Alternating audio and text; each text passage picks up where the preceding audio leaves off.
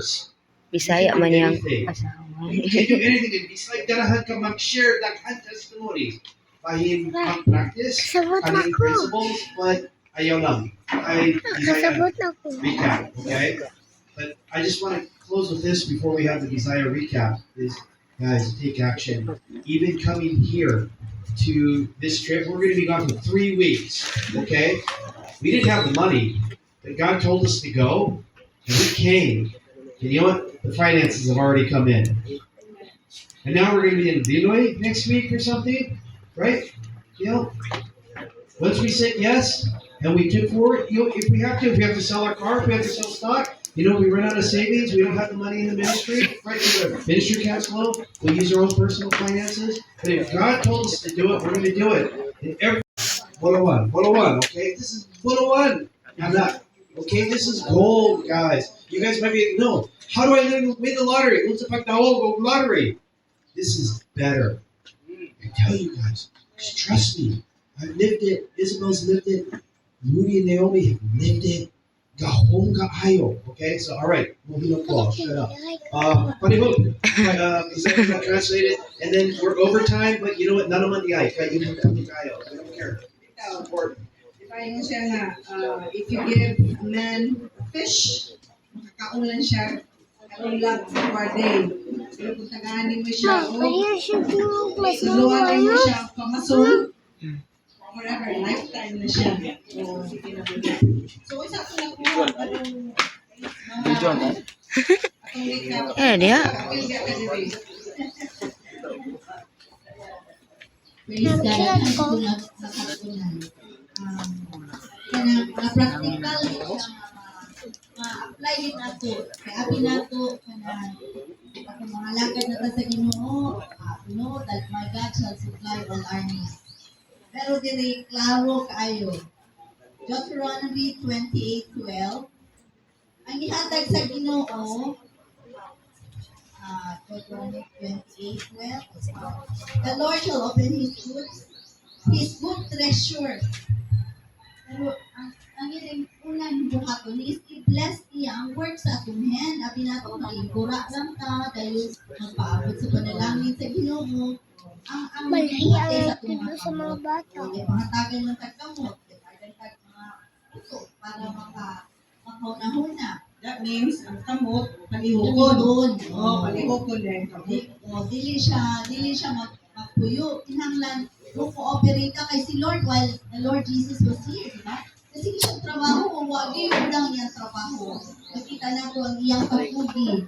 Una linunod siya nga, ang kapulan, pakanaan. Kapulan. And then number 2 point, ako lang isama ko. Ang number 2 is, dili ka kagagawad sa Ginoo. Power. Ano yung natin? Diba? Ang ako shortcut Pag sulatin. Pwede Lord, wealth lang. Ayun, walang power, meaning, work lang lang tayo. Murag, ang gusto sa Ginoo, partner ta niya to get wealth.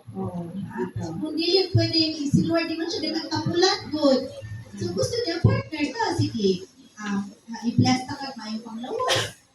Kana mayong plano, sige na muhi. Para, ikaw, asa yung interest. Makita na ko ang kamayo sa Ginoo. Dili niya ipamubos kung unsay gusto sa Ginoo, but according to unsay naan mo. Pero ang ability requires one pod. Action. Dili lang pod nga naka-abilidad o dili pod pakayanin mo. Kinahanglan gyud gamiton gyud sa abilidad. So, masalig lang ang tao, wala tag-beggar. Daghang ministry mo na siya. Ay, beggars mentality. Give me. Day lang yun sa lang kadlaw Magkataon. Oo, manang tawag nila hand to mouth. Hand to mouth lang imuhan pag kinabuhi.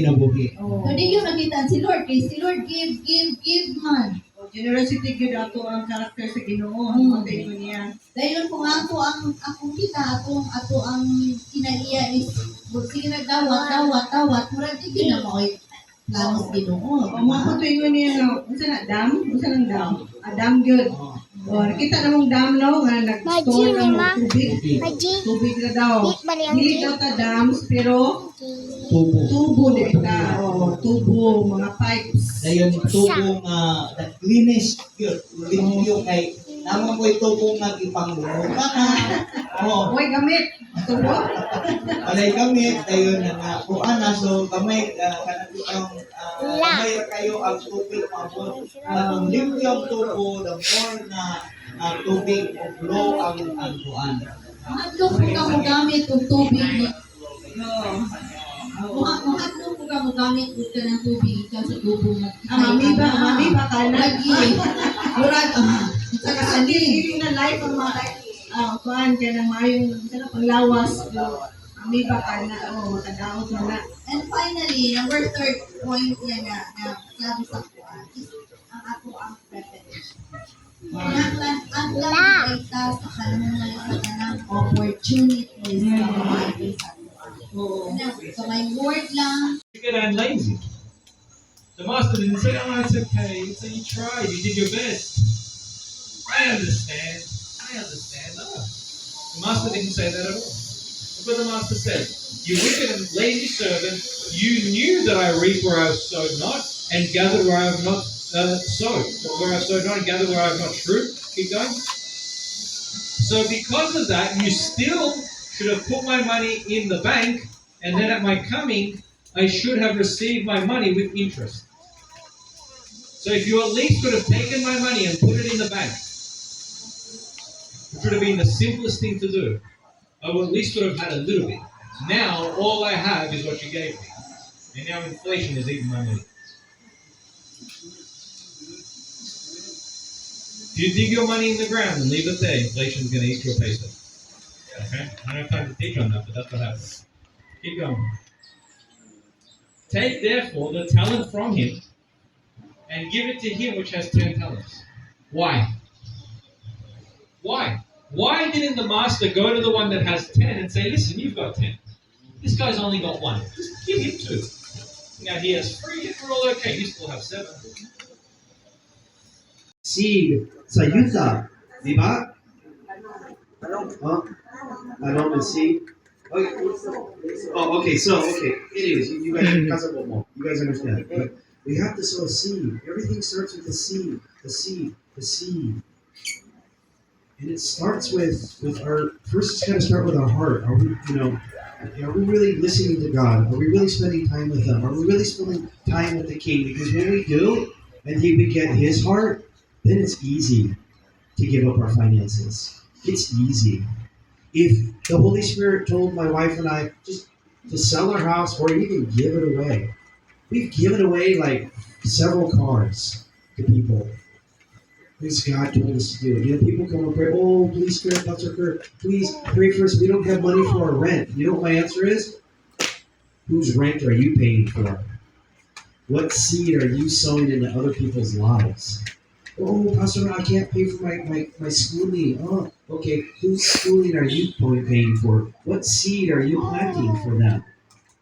"Oh, Pastor, I need money for this ministry." Okay, what ministry are you sowing into?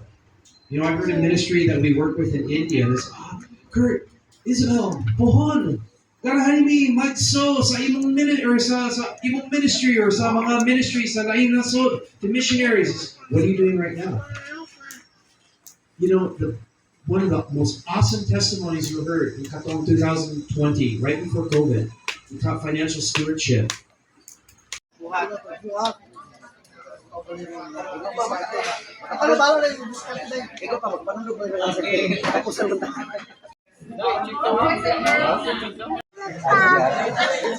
Kurang kay may dito.